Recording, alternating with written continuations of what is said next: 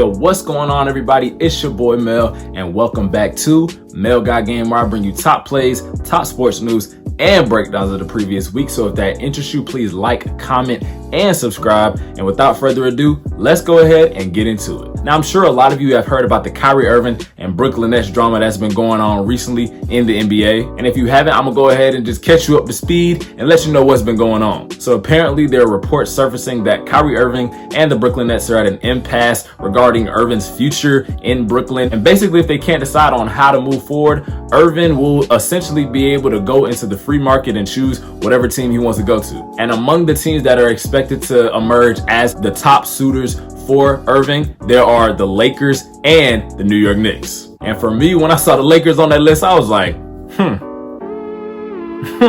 After all that, Kyrie, after all of the, oh, I want to be the best guy on the team, after all the, I don't want to be in LeBron's shadow, I want to be the guy, there is the potential now of you going back to team up with LeBron. And personally, I have a lot of takes on Kyrie Irving, mainly his personality and his character, but we just gonna keep it strictly sports for now. Personally, I think Kyrie is a great player. He's the best ball handler I've ever seen, and he's up there with the top point guards ever to play the game. But his decision to leave Cleveland back in 2017 to become the guy on a team, it was just selfish, point blank period. And to this day, to this day, I will never understand what possessed Kyrie to be like, hey LeBron, I know you're one of the greatest players to ever play this game. You're literally in the greatest of all time, the GOAT conversation. But I don't want to play with you anymore. I don't want to be in your shadow anymore. I don't understand. Check this out. If I was in the NBA and I was playing on a team and, I was the best player for a period of time, but then LeBron comes and LeBron wants to play on the team. He wants to play with me. What kind of absolute nutcase would I be if I was like, hey, LeBron, I really don't want to play with you. I don't want to be in your shadow like that. Like, I will be in LeBron's shadow if I can be on the same team as him to the day I retire. Like, point blank period. And it's not even like Kyrie was a role player or anything. Kyrie was literally the other superstar on the team, and they were having a tag teaming type dynamic on the Cavs. And when I think back on it, I think Kyrie was really thinking about how they treated Scottie Pippen when he was playing with Michael Jordan. Because a lot of the times now when people talk about Scottie Pippen, they always bring up Michael Jordan as well. It's always Scottie and Jordan and not just Scottie Pippen. But obviously Jordan nor Pippen could do it without the other. And they won 6 championships together as a result. And I really can't help but think, how many championships would both LeBron and Kyrie have if they had just stayed together? And after Cleveland, he takes his talents to Boston, where he gets his wish of being the top performer on the team, but is ultimately unable to achieve his goal of winning a championship as the best player on the team. And after 2 years in Boston, he realizes that, hey, I really can't do this by myself. I'm gonna need somebody else, another superstar or another player that can come in and carry the load scoring wise. And because of this realization, he goes to team up with Kevin Durant, one of the most versatile 3-level scoring threats we've ever seen in the NBA. And after all that, it seemed like the KD and Kyrie era in Brooklyn is really going to go down as a failure. I mean, last year they really got our hopes up by acquiring James Harden in a mid-season trade. And even though recently James Harden's play has been a little they still were able to make the second round of the playoffs last year. And after giving the Milwaukee Bucks a fight from one of the better series last year in the playoffs, we all thought this team was definitely going to be back and make it farther in the playoffs. But after an up and down season that was capped off by getting swept in the first round to the Celtics, it's really clear that this team really just wasn't meant to be. And with the reports of Kyrie potentially departing Brooklyn, it leaves the future of the Brooklyn Nets very uncertain. Because removing Kyrie from the equation will put KD in a position to either carry the load on a mediocre team or leave and take his talents to a squad that can contend for a championship.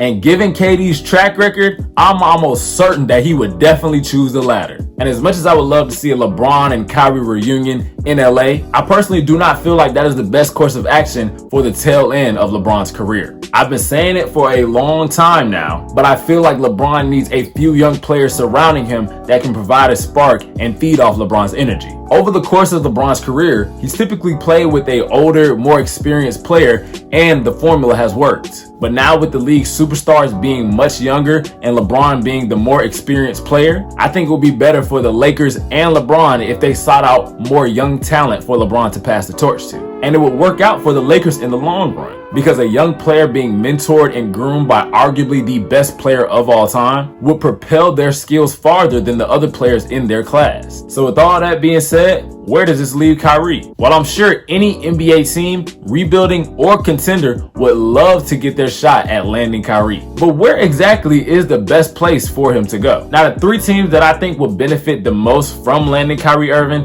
are the Utah Jazz, the Denver Nuggets, and the Toronto Raptors. Now look, we all know the Utah Jazz have been among the top teams in the West every year. In the regular season, they show signs of being the best team in the West. But when it comes to playoff time, they struggle to establish consistency and they lose to a lot of teams that they should end up beating. And now it's clear that it's time to make some moves within the organization. And I really think acquiring Kyrie Irving will help them get over the hump so they can really make a run for a championship. They could trade Rudy Gobert for Irving, which would team Kyrie Irving up with Donovan Mitchell, and then in turn give the Nets the consistent rebounder that they desperately need. They could also trade Mike Conley and Jordan Clarkson, which will leave Rudy Gobert on the team, but it will also add more scoring and playmaking from Kyrie Irving. Now next we have the Denver Nuggets. And the Nuggets are a team that are really in an interesting situation, with Jokic being the most all-around big man we've ever seen in the NBA. It's imperative that the Nuggets seek to get him more help this offseason. With Jamal Murray slated to make his return this upcoming season, the Nuggets could seek to establish a big three with Jokic, Murray, and Kyrie. To do this, they would have to give up quite a lot, with trade packages including players like Will Barton,